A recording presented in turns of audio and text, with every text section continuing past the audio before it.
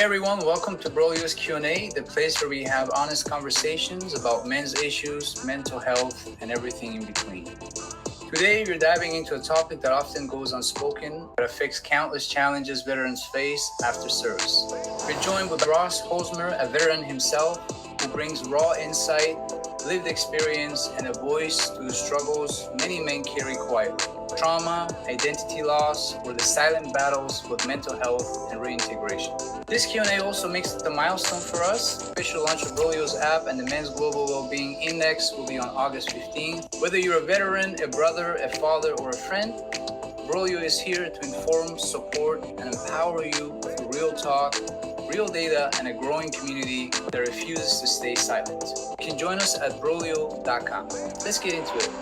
Hey Ross, welcome back, man. How you doing? Thanks, Tony. Thanks for having me again, man. It's an honor to be here. If there was a medal for helping men level up, I think you already have 3 of them on your shelf. Right? Yeah. Right there. Yeah. So today I want to focus on men and the women who've given up so much, and now they need our help, the veterans. I wanted to ask you, do you feel like society truly understands what veterans go through after service? And what are some of the steps we can take to make sure veterans' voices are heard across the aisle? You know, Tony, that's a great question because that's a huge concern in the veteran community, right? Is the transition, right? So unfortunately, society doesn't fully understand what veterans go through after service, right? A lot of times they don't really understand what we go through when we're in service, right? And let alone out of service. So while there's a lot of appreciation for veterans in terms of, you know, patriotism and support on the surface, so the real challenges, right? The emotional, the psychological, and the practical shifts that take place, they aren't always acknowledged. So the transition from military service to civilian life is not just about getting a job or adjusting to new routines, right? It's more or less about managing the emotional scars, like the lingering effects of trauma, and the loss of a deep sense of brotherhood and mission, a mission that's like really enrooted in military service. So unless someone has lived it, it's hard to grasp the depth of the journey that a veteran faces, and both when they leave the military and in the years that they follow. And you yourself, you've been through this and experienced it. How were you able to actually deal with this? Did you have a coach, or did you actually, get your mind shifted towards a more positive mindset? So for me, like many veterans, right? So I carried a lot of invisible wounds in the form of PTSD, right? Because I am a PTSD survivor, and I do suffer from PTSD, anxiety and emotional burden of loss, right? To when I was in service. So, but these wounds, they weren't always visible to those around me. Like everybody around me, they didn't know. These are like internal stuff that you deal with, and it's almost like you keep them inside because you don't want anybody else to know that you have them, right? And it's the healing really began just by acknowledging that something was wrong, rather than ignoring it or just burying the pain, right? So I started with the basics. So and that is what I call structure, and it's establishing a daily routine. So what we do is we focus on physical fitness, of course, which is a huge component, right? Movement, and then diving into personal development on top of that, which is going into the mindset. And so what helped me most, Tony, was seeking help and also connecting with others who understood my experience. To find those people out there, because they're there. You're not alone. And the big thing too, Tony, is a lot of times we don't really realize this as men, is you allow yourself to be vulnerable and to share the burden that you have with others, right?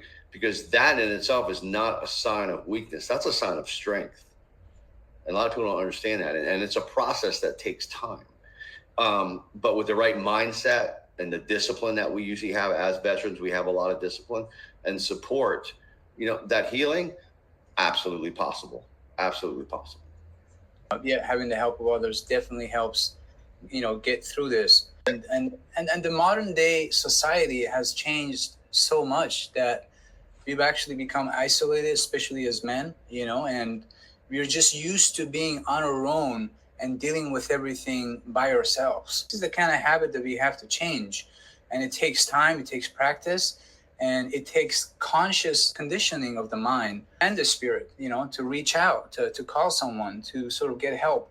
I'm pretty sure you've had your moments, where you felt completely alone or misunderstood, either by yourself or other people, especially the people who haven't been in the military or haven't been to war and haven't experienced all the trauma that you've gone through. How did you deal with people once you actually came back and went into society and you had to face the world and you sort of had to level up? You're dealing with all these things in your head, right, that happened to you when you were in service. And now you come into society and you have to bring yourself to the same exact level as everyone else, just as if nothing happened. So how do you deal with that? Yeah, no, and that's a great question, because a lot of us do. We struggle with that. That's that transition, right? And like we were saying before, I mean, we're social beings. We're also emotional beings. So we always want to fit in, with society. And when you're doing the transition, it's just like you're this puzzle piece, and it's like, where do I fit in, right? And then for me, my journey is so. Of course, there's a lot of moments where you feel completely alone, right? And especially early on after leaving the military, and I didn't really feel understood. When you get into civilian, where you just don't really feel understood, because the transition, you feel isolated because your experiences are so different from what others have gone through, right? So, and I dealt with that personally. I dealt that by leaning into my own resilience, right, and building new relationships with other veterans who have already transitioned. I'm putting my place in them, learning from them, and also professionals who shared a similar journey, right? So, and I also found strength in knowing that feeling alone wasn't a permanent state. Nothing's permanent. Nothing is, right? So, and to realize that is just part of the healing process once you embrace that.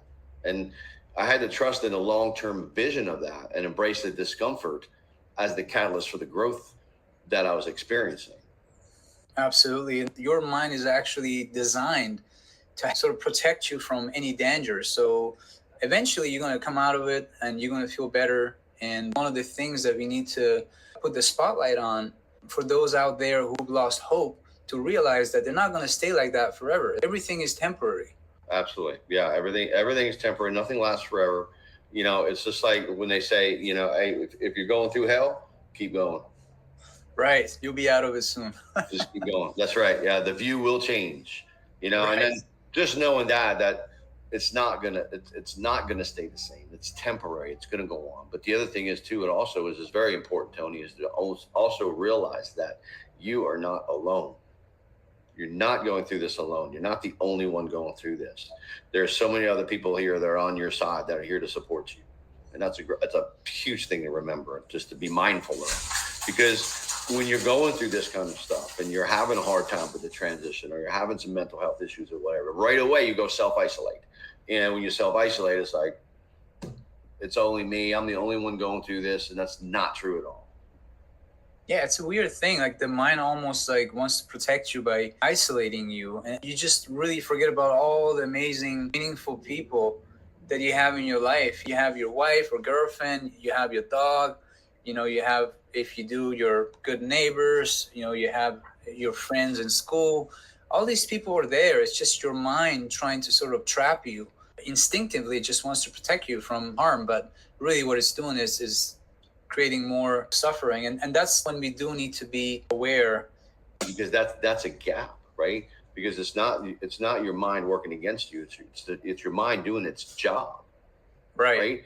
Your brain and your mind and your thoughts, that's not who you are. It doesn't define you. So a lot of those thoughts in your mind are going to creep in, because what your mind's trying to do is just trying to protect you. It's trying to keep you trying to keep you in the comfort zone. And when you do that, when you have this sort of thing, it keeps your thoughts. You have what they call a limiting belief, right? So a lot of these things come in here and it's like, well, I can't do that, or I'll never be able to do that, or I can't do this, or this guy's lucky, she's lucky, whatever, right? They're all lies, but they're just, you're pretty much almost lying to yourself, because you're limiting your belief of what you can be and what you can do. And when you're in this sort of thing of stressful moments of transitioning or PTSD, when you're in the mental health effects of the PTSD and the mental health, you have your thoughts just shift your identity per se. Right. And it's all about, yeah, you become somebody that you're really not. You're not. And then that's when resilience, I think, comes in, right? Like being able to like push through when times are tough, right? And never give up. Because I think just like anything else, like you create a business, like having that sort of spirit to move through difficult times, knowing that you're going to get out of it eventually. That's kind of the attitude that a lot of successful people out there have. Yes, absolutely. It's the mindset, Tony. It's all about mindset. And that's one of the things that we really focus on in our program here at Constant Progression is that mindset, is how to get your, what we call emotional intelligence. Right.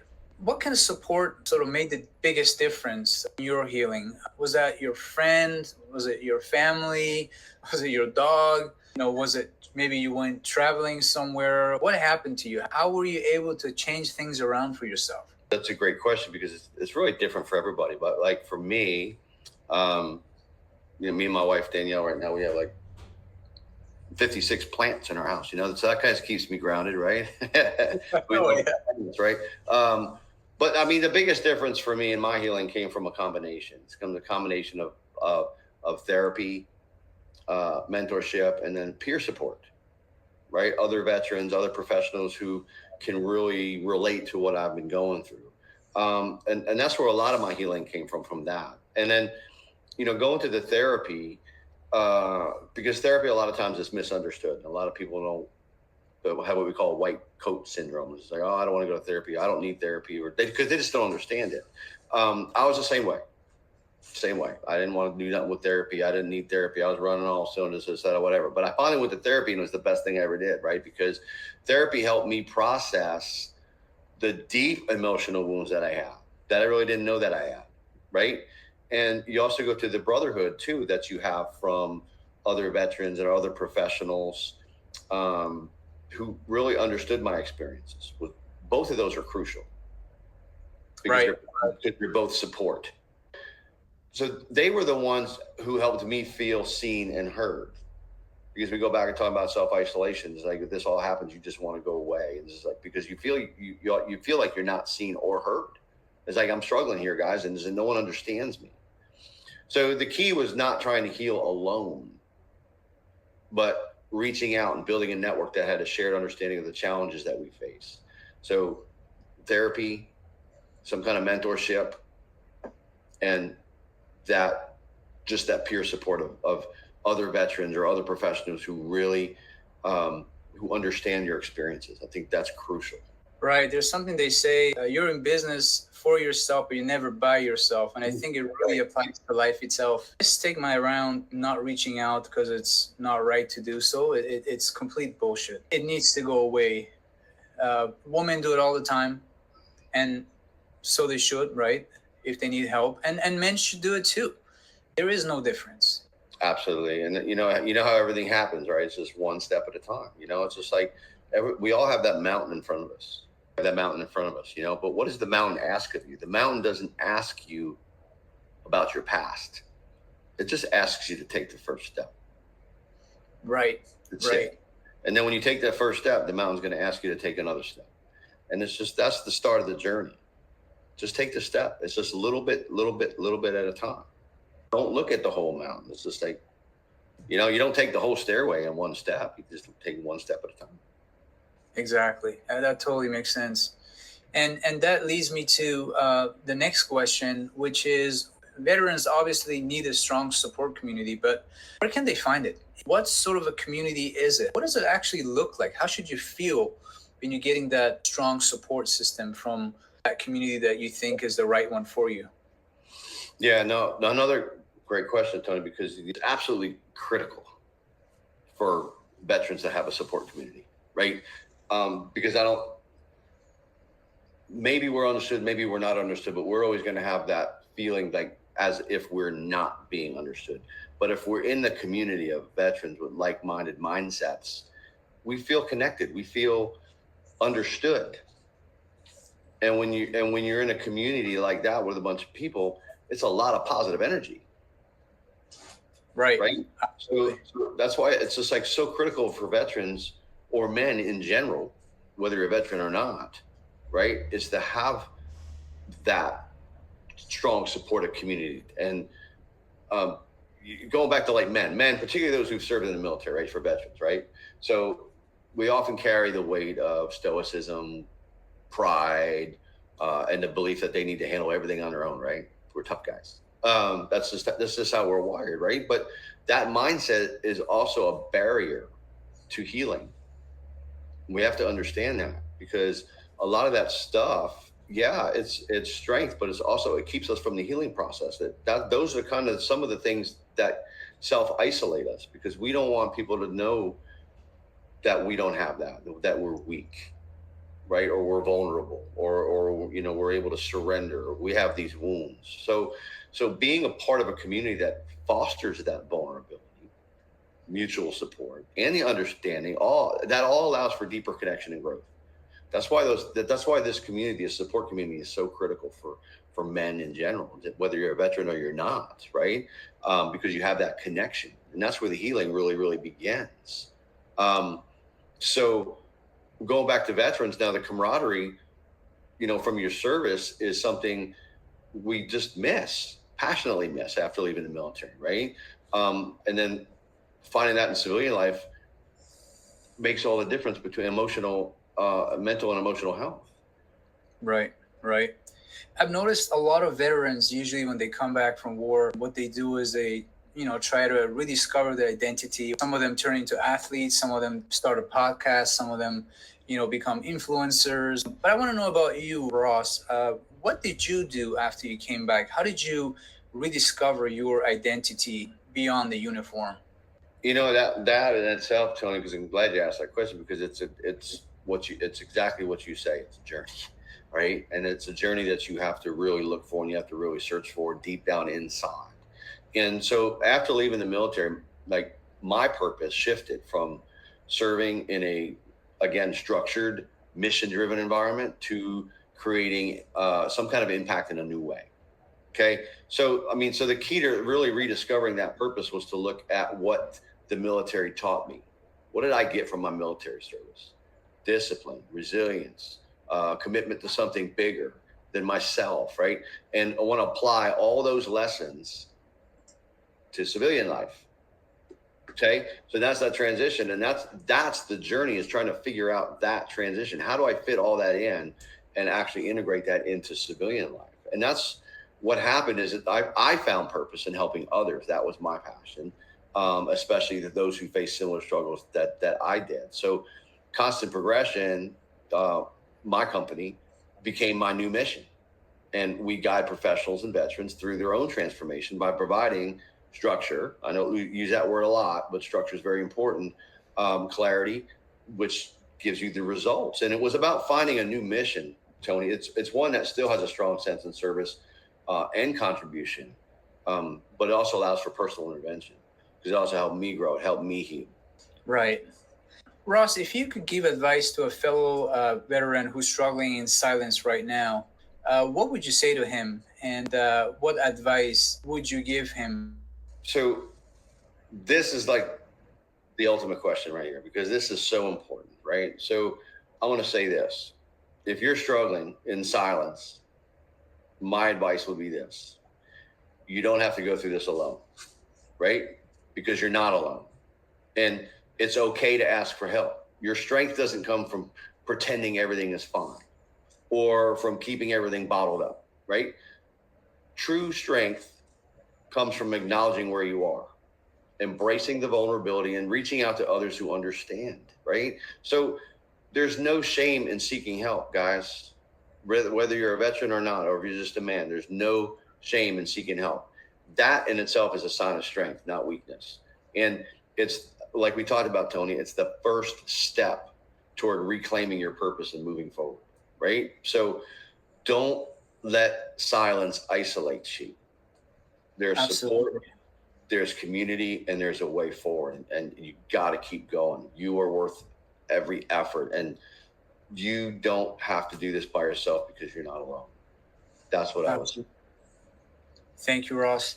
And I also want to ask you another question. Do you think our elected officials and government officials are doing enough to actually help veterans nowadays? And if not, what else in specific is there that they can actually do to improve veterans' lives to be able to recover and be integrated back into society?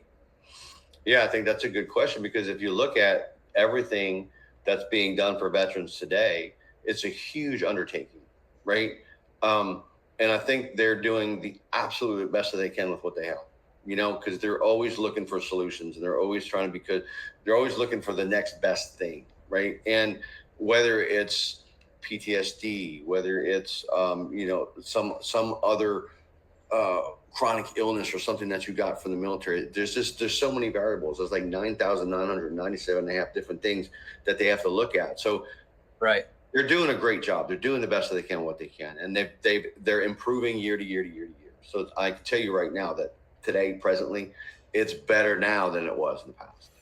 And if there was one thing that you think that needs improvement, like one thing that you think that is maybe sort of missing or could be done better?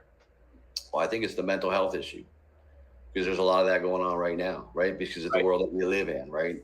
Instant gratification, you got all those other things too. So I think it's the mental health issue. So I think we need to, in their aspect of, if you're looking as a whole, I think they would need to really concentrate on doing inner work with the individuals, right? And not really do so much, here's a prescription drug, or here's this, or we're putting Band-Aids on a lot of this stuff. Right. Keep the drugs in the right.